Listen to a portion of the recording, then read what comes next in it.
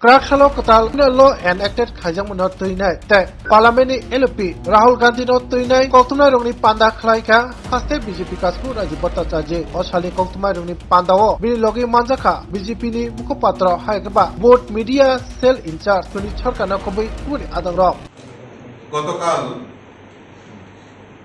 আমাদের ভারতীয় যে সংসদ গণতন্ত্রের যে সর্বোচ্চ পীঠস্থান সেখানে যে বিরোধী দলনেতা রাহুল গান্ধী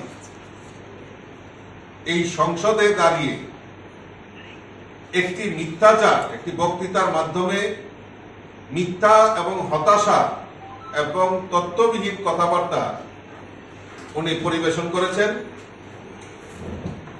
তার এই সময়ের যে বক্তৃতা আচরণ সংসদীয় মর্যাদার সাথে মোটেও মানানসই ছিল না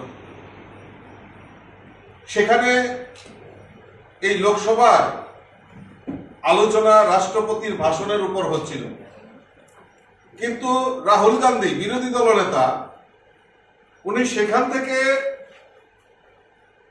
বিচ্যুতি ঘটিয়ে উনি সংসদে কিছু মিথ্যা বলেই নিজেকে জাহির করার চেষ্টা করেছে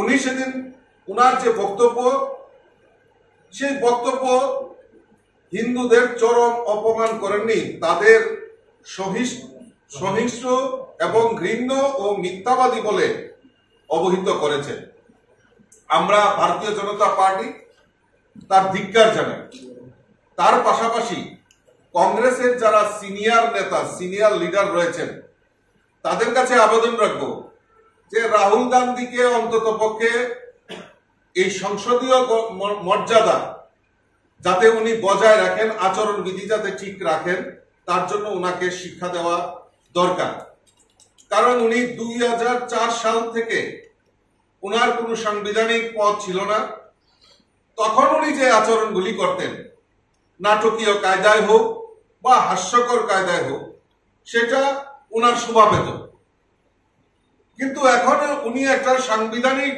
পদমর্যাদায় রয়েছেন এবং এই সংসদের মতো জায়গায় যে পীঠস্থান যেখানে গণতন্ত্রের পীঠস্থান সবচেয়ে বড় পার্লামেন্ট সেখানে দাঁড়িয়ে এইরকম আচরণ সেটা ভারতবর্ষের মানুষ সেটা ভালো চোখে দেখছে না আজ মানে গতকালকে উনি হিন্দুদের চরম অপমান করেছেন এইভাবে হিন্দুদের অপমান করা কংগ্রেসের একটা পুরনো অভ্যাস রয়েছে কংগ্রেস বরাবরই এই হিন্দুদের অপমান করে আসছে তার প্রমাণ রয়েছে 2010 সালে এই সরকারের কংগ্রেস সরকারের ইউপিএ সরকারের তৎকালীন গৃহমন্ত্রী পি চিদম্বরম হিন্দুদের সন্ত্রাসবাদী বলেছিলেন 2013 সালে প্রাক্তন গৃহমন্ত্রী সুশীল কুমার সিন্ধে হিন্দুদের সন্ত্রাসবাদী বলেছিলেন এবং আমরা যদি দেখি 2021 সালে রাহুল গান্ধী বলেছিলেন যে হিন্দুত্ববাদীদের দেশ থেকে বের করে দেওয়া উচিত আর আজ পুরো হিন্দুদের মিথ্যাবাদী সহিংস বলেছেন রাহুল গান্ধীর এই আগে বলেছেন যেসব ভক্তরা মন্দিরে যান তারা নাকি পথে ঘাটে মেয়েদের উত্ত্যক্ত করে এইভাবে হিন্দুদের উপর আক্রমণ সেটা ভারতীয় জনতা পার্টি সারা দেশব্যাপী মানুষের কাছে তাদের যে মনোভাব সেটা তুলে ধরার জন্য আজকে আপনাদের সামনে এখানে আমরা সমবেত হয়েছি প্রেস কনফারেন্সের মাধ্যমে উনি সংসদে আমাদের আরাধ্য দেব ভগবান শিব এবং গুরু নানকের ছবি প্রদর্শন করে সেখানে অপ্রাসঙ্গিক যে কথাগুলি উনি বলেছেন সেগুলি আমরা তীব্র ধিক্কার জানাই এই বিচার ব্যবস্থা দ্রুততা আসবে এবং এই বিচার ব্যবস্থা যেটা ইংরেজ আমলে যেখানে বলা হতো যে দণ্ড সেটার পরিবর্তন হয়েছে সেটা এখন হয়েছে ন্যায় অর্থাৎ মানুষের যে ন্যায় অনেক দিন ধরে বিচার ব্যবস্থাটাকে ঝুলিয়ে রাখার যে প্রয়াস সেটা সেই তার বিলুপ্তি ঘটিয়ে নূতন করে সেই ব্যবস্থাকে যাতে আজকে মানুষ যাতে তাড়াতাড়ি তার বিচার ব্যবস্থা তার ন্যায় পেতে পারে, ন্যায়ের জন্য সেই আইনগুলি পরিবর্তন করা হয়েছে। আমরা তার জন্য আমি দেশের প্রধানমন্ত্রী নরেন্দ্র মোদীজিকে অসংখ্য অসংখ্য ধন্যবাদ জানাচ্ছি।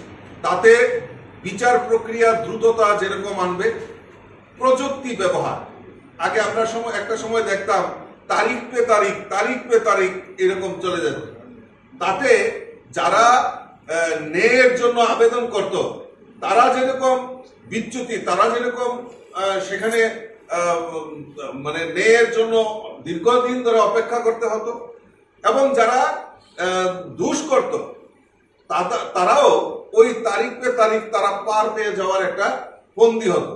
কিন্তু এখন এই সমস্ত আইনের কারণে আজকে যারা ন্যায়ের জন্য আপিল করবে তারা তাদের ন্যায় যেন দ্রুততার সঙ্গে নিষ্পত্তি হয়, এবং তার জন্য যে আমাদের যে বর্তমান প্রযুক্তি, সেই প্রযুক্তিকেও কাজে লাগিয়ে সেই ফৌজদারি বিচার ব্যবস্থায় প্রযুক্তির ব্যবহারও গুরুত্বপূর্ণ ভূমিকা পালন করছে। যেমন ডিজিটাল সাক্ষ্য গ্রহণ, অনলাইন শুনানি এবং অন্যান্য প্রযুক্তিগত সমাধানগুলির মাধ্যমে বিচার প্রক্রিয়া আরো কার্যকরী ও স্বচ্ছ হচ্ছে। প্রযুক্তির সাহায্যে মামলার প্রক্রিয়া ত্বরান্বিত করা সম্ভব হচ্ছে, যা আগে কোনো সময় কল্পনা করা যেত না। সবচেয়ে বড় জিনিস যেটা, যে মহিলাদের সুরক্ষা। আমরা আমাদের মহিলাদেরকে সুরক্ষার জন্য আমরা বিভিন্ন সময় 33% রিজার্ভেশন হোক আর মহিলাদের সুরক্ষা হোক, সেটা আমাদের মোদীজির এবং ভারতীয় জনতা পার্টির নেতৃত্বে যে সরকার, এই সরকারের প্রাধান্য যে মহিলাদের সুরক্ষা। এই মহিলা আইনি কাঠামোতে মহিলাদের সুরক্ষার উপর বিশেষ জোর দেওয়া হয়েছে। মহিলাদের বিরুদ্ধে হওয়া অপরাধের ক্ষেত্রে কঠোর শাস্তির বিধান রাখা হয়েছে। এছাড়া মহিলাদের জন্য দ্রুত বিচারের প্রক্রিয়া চালু করা হয়েছে, যাতে তারা দ্রুত ন্যায় বিচার পেতে পারে। এটি মহিলাদের সুরক্ষা ও অধিকার রক্ষার একটি বড় পদক্ষেপ। দলিত ও পিছিয়ে পড়া শ্রেণীর অধিকার। আমরা সবাই জানি যে দলিতের জন্য দোহাই দিয়ে অনেক রাজনৈতিক দল তার রাজনৈতিক ক্ষমতায় রয়েছে, কিন্তু প্রকৃতপক্ষে এই যারা দলিত এবং পিছিয়ে পড়া শ্রেণী, তাদের জন্য যে বিচার ব্যবস্থা, সেই বিচার ব্যবস্থা সেই আমাদের ইন্ডিয়ান পেনাল কোড যেটা ছিল তার অবলুপ্তি ঘটাতে আজকে এটি একটি সামাজিক সাম্য প্রতিষ্ঠা, অর্থাৎ মানে সবার জন্য বিচার ব্যবস্থার যে ব্যবস্থা করেছেন তার জন্য মোদীজিকে আমরা ধন্যবাদ জানাচ্ছি। দুর্নীতির বিরুদ্ধে কঠোর ব্যবস্থা। আমরা দেখেছি যে আজকে এই ভারতবর্ষের ডেভেলপমেন্টের সবচেয়ে বড় হাতিয়ার যেটা আমরা পিছিয়ে ছিলাম, সেটা হলো দুর্নীতি, কারাপশন। আমরা যদি এই মোদীজি সরকারের আগে ইউপিএ সরকারগুলি আমরা দেখি, বিভিন্ন সময় বিভিন্ন জায়গায় দুর্নীতির সেই 2G স্পেকট্রাম থেকে শুরু করে কয়লা ঘোটালা থেকে শুরু করে বিভিন্ন ভাবে এই দেশকে বারবার লুণ্ঠন করা হয়েছে। এবং আমরা দেখি বিভিন্ন জায়গায় অনেক রাজনৈতিক দলের নেতারা তাদের ঘরে কোটি কোটি টাকার সম্পত্তি, কোটি কোটি টাকা ক্যাশ টাকা তাদের থেকে পাওয়া যায়। তো এই সমস্ত দুর্নীতিবাজদেরকে কঠোর শাস্তি দেওয়ার জন্য সেখানে প্রভিশন রাখা হয়েছে। তার জন্য মোদীজিকে, এবং তার দ্রুততার সঙ্গে অপেক্ষা করতে হবে না। যারা দুর্নীতিবাজ তাদের যখন ফাস্ট ট্র্যাক কোর্টে সেখানে দ্রুততার সঙ্গে যখন শুনানি হবে, প্রকৃত যারা দুর্নীতির সঙ্গে জড়িত তাদের সুযোগ্য শাস্তির ব্যবস্থা সেটা সেখানে প্রভিশন। আজকে আমরা একটা বড় জিনিস দেখি, বিভিন্ন সময়ে যে জনতা সংগঠিত হয়ে সেখানে বিভিন্ন সম্প্রদায় গোষ্ঠী বা অন্য জায়গার মধ্যে একটা মানে সেখানে মানে নিজেরা হাতিয়ার তুলে নিয়ে তার বিচার ব্যবস্থা করে ফেলে। তো এইরকম জঘন্য অপরাধ যারা করেন তাদের জন্য, কারণ মানুষকে সুরক্ষা দেওয়া আমাদের সবচেয়ে বড় কর্তব্য, মোদীজি সেই ব্যাপারে চিন্তা ভাবনা করেছেন, এবং যারা এই এটার সঙ্গে জড়িত থাকবে তাদেরকেও সুযোগ্য শাস্তি বিধান সেখানে রাখা হয়েছে।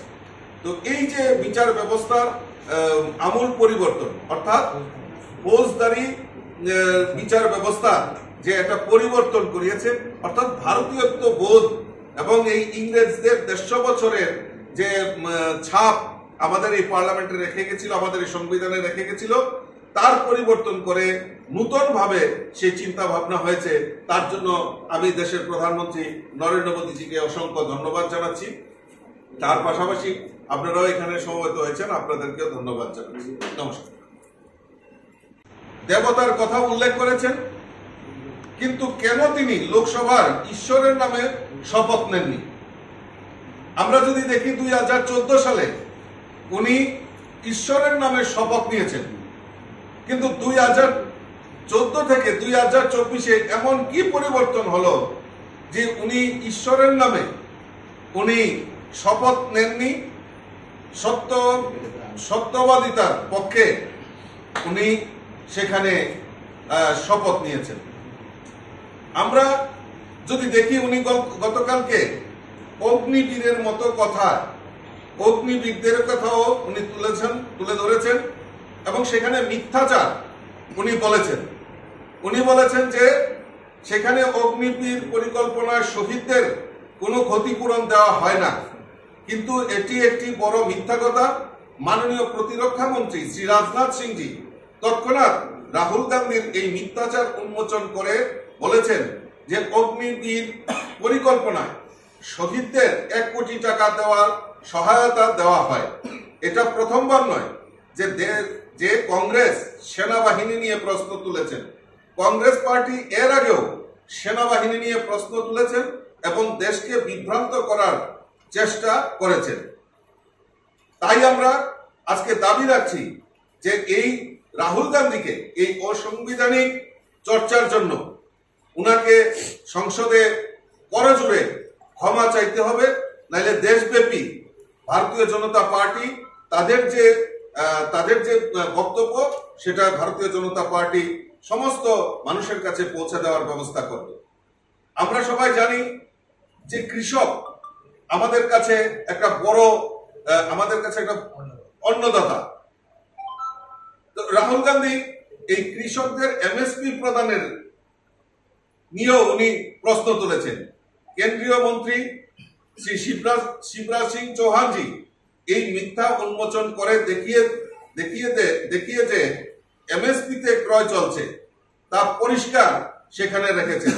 রাহুল গান্ধীর উচিত রাহুল গান্ধীদের দল যখন ক্ষমতায় ছিল এমএসপিতে কিভাবে ক্রয় করা হয়েছিল তার তথ্য ওনারা তুলে ধরতে পারেননি।